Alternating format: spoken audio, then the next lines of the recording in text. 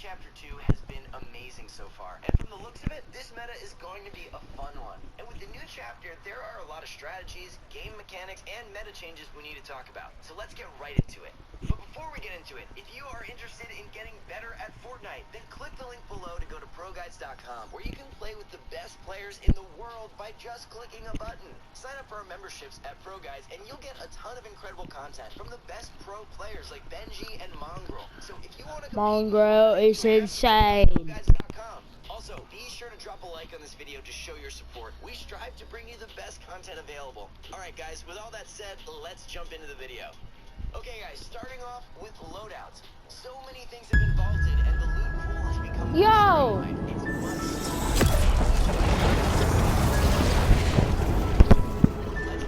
Even the RPGs. This simpler loot pool is closer to how things were in the early seasons, way back in the day. Everything is pre-balanced, so there isn't too Yo! much. Look at that loop.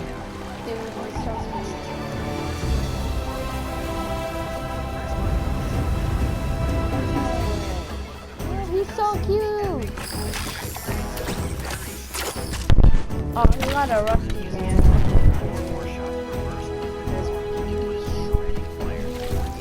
I want to put a headset on like that.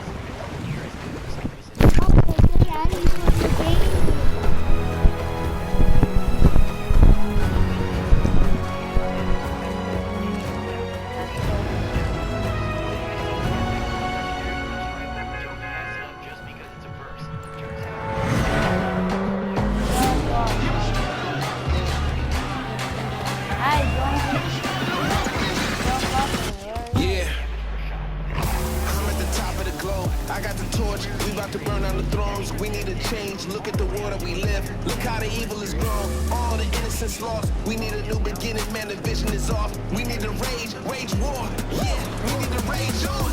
I'm here, war boots, I'ma buy a pair. No suits, just fighters here. Grassroots and some white gear. I'm still fly like a pilot chair. Brave hearts never die in fear. I ain't a stranger to the danger. I'ma live and I'm dying here. Shoddy if you have the option. A blue one can be worth it, but it's not definitively better. If you find a purple or gold pump, then you should always carry that. These do over 100 damage and have that one-shot potential we all love the pump for. Maybe more rarities will get buffed with it. Rarities is too high, and just also got a similar pump. The gray one is players, ramping up all the way to 130 damage with gold one. Not only does the damage increase, but the reload time increases as well. A gray RPG has almost double the reload time compared to a gold one. However, you shouldn't sleep on the gray RPGs because the stats are much worse. These are RPGs we're talking about. They've always been powerful and are a huge deciding factor in build battles. Plus, you can always upgrade it, which we'll talk about soon. Finally, I want to mention the bandage bazooka. A lot of players have been wondering how this works. Basically, it shoots bandages at your teammates, healing them instantly for 15 HP up to 100 health. It's got 5 charges, with a charge replenishing every 20 seconds. You can also heal yourself with it, simply by aiming it at your feet. The kicker with this thing, though, is that it takes up to 2 item slots. Whether or not you should run it, well, that's debatable. We would never recommend running it in solos or duos. It just doesn't give enough value to take up 2 item slots there. In squads, though, you can definitely get some use out of it. But even in that one, it's to the point where it was worthwhile.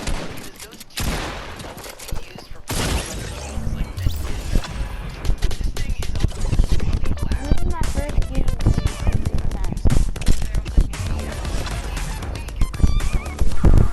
Do you want to get pushed when you're trying to recover? Because that loud boom noise is gonna do it for you. Overall, the weapon loadout meta hasn't changed too much. It's still the normal 2 to 3 weapons and utility to fill the rest. But now, tac shotguns have more value, and the new burst rifles are better than most players think. Also located around the map in the zone are upgrade patches. These can take any weapon and upgrade it to a higher rarity, all the way up to gold. However, the materials you need to spend on each upgrade go up significantly with each rarity. It starts at gray to I green, get it. then 150 of each for green to blue, 250 of each for blue to purple, and finally 350 of each for the last upgrade to gold.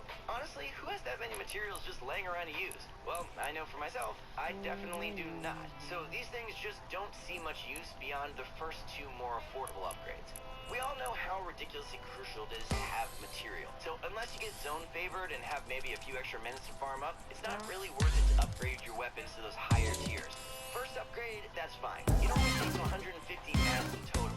Second one, 450 total. Still manageable. Giving up over 750 materials for a small stats boost on one of your weapons, that's a trade most players shouldn't be taking.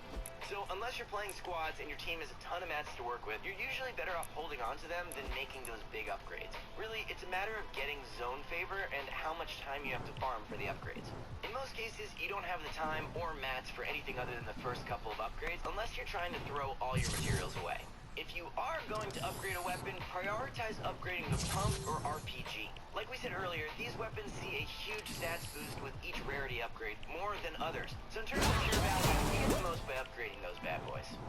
With all the rivers, ponds, and lakes on the new map, these water-based mechanics end up playing a huge role in each and every match. Our characters must have taken a crash course in swimming during the blackout, because, what do you know? They can swim now. Just hop into any deep body of water and press jump. You'll do a dive and press stroke forward. If you press jump when your character kicks their feet, you can maintain some really solid movement speed. This mechanic is a blast to use, and it can end up being really helpful as tier well. 99. In terms of rotation speed, you usually go much faster swimming than you do running, unless it's against a river's current. That'll slow you down, pretty much to the point where it's better to get out and run. Swimming is kind of a big risk though. Should you get attacked while swimming, you won't be able to build cover if the water's too deep. You can always stop and shoot back, but the favor is already against you at that point. So we'd recommend swimming only in shallow rivers or next to some land. That way you can have a spot to hop out and build cover should you get attacked. The new motorboats are also pretty fun to use as well. They're great for early and mid-game rotations, and you can find them near most docks or bodies of water. You can get some serious speed with these things, even on land.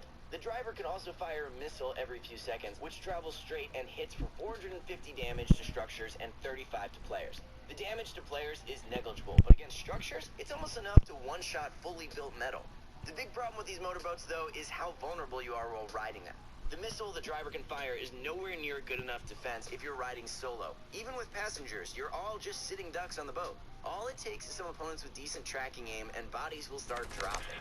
There are decent use, like swapping seas to throw off your opponent's aim, but even with that, you're still pretty vulnerable to enemy fire. So just like with swimming, you should try to drive your boat near some land just in case you need to hop out and start building. Because boats are still worth using despite how unprotected you become riding them. It's one of the only mobility options we have so far this season, and riding one is a much better alternative than taking storm damage. Lastly, let's talk about the new fishing mechanic. From what we've seen so far, fishing is a fantastic method for gathering food and healing items. Mostly heal items though. There are 3 types of fish you can gather, and 2 of them are really excellent. There's the small fry, which heals for 25 HP up to the 75 health mark. These aren't the best, but are still decent to hold if you can get a stack of them. Then there's the flopper, which heals for 50 health up to the 100 HP mark. And the rarest fish is the slurp fish, which heals for 50 health or shield all the way up to max HP. What's great about these fish is how quickly you can eat them. It's a short 1-second cast, and you get the health instantly. You can stack 6 small fries, 4 floppers, and 3 slurp fishes. All around, they're the best healing items you can get in combat or other sticky situations. With how common the fishing rod is, you can pretty much always find one. They spawn naturally around docks and other bodies of water, and also drop out of chest springs. Anytime you've got zone favor and need some healing items, consider farming for some fish. Getting a stack of 4 floppers or a couple of slurp fishes isn't too difficult. It only takes a minute or 2. Just make sure you're casting the schools of fish. There are those small bubbly spots located randomly throughout the water. If you prioritize casting those, it'll greatly increase your chances of finding a good fish. You are, of course, pretty vulnerable while fishing, so don't hesitate to make a crawl one by one, edit a wall or a window, and cast your rod through that. You'll keep yourself much safer from potential flanks if you do that. Lastly, let's talk about the new hiding mechanic. There are haystacks and open-lid dumpsters located all around the new map we can now hide in. And surprisingly, the whole squad can fit together inside a single one. Just take a look at the squad here. All of them are hiding in this little haystack. Using the supply drop ability, they wait for an opponent to come by, jump out together, and get a free limb. Poor guy. There are a couple of problems with this strat. situation where you We're can't gonna shoot or take build. the right, The delay yeah. is just enough that most opponents can react with their own shot or by building cover. So it's not the most effective move unless you've got multiple players jumping out. Not only that, but the haystacks and dumpsters rustle and make noise, indicating somebody is inside. If someone happens to notice that, your cover is blown. Since there are usually other things you should be doing, like farming materials, gathering loot, or rotating, this new hiding mechanic is going to be pretty situational. We'll predict it'll mostly be used for cheeky early game kills. If you can set up a distraction, like maybe a small pile of loot for instance, it might be enough of a distraction for you to jump out and get the first shot off. But otherwise, we think those drawbacks will keep it from being an effective strat. Chapter 2 just got released, so players are still discovering new things every day. But from what we know so far, pump shotguns just aren't as good as they used to be. And burst rifles are really strong if you can find a purple or legendary version. Upgrading your weapons at the new benches can be worth it, but most of the time you won't be able to upgrade to the highest tiers. It takes way too many mats that you'll probably end up needing later in the match. While swimming and riding motorboats are useful for rotating, you really need to be careful while doing either. You're very susceptible to gunfire in the water or while on the boat. To help alleviate that, stay as close to land as possible so you have an exit should you need it. As for hiding in dumpsters and haystacks, the more teammates you have to jump out with you, the better. And always try to wait for your opponents to turn their back before jumping out. Give them an opportunity to shoot first. Thanks so much for watching, guys. Be sure to like the video if it helped you out.